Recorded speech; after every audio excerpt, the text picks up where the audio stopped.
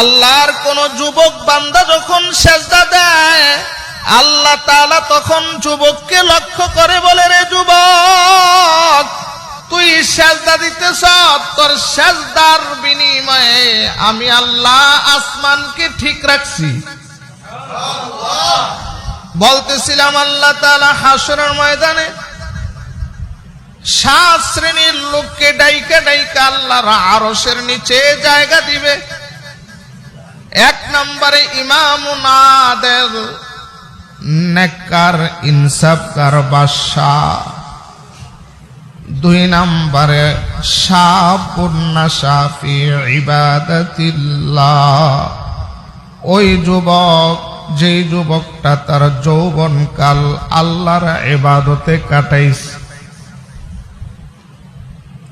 যৌবনকালের ইবাদতের আল্লাহর কাছে অনেক দাম।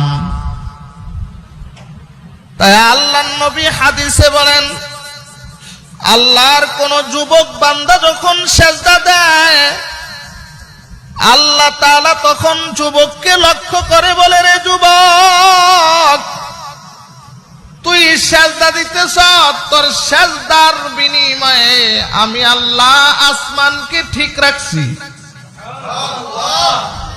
তুই যুবক বান্দা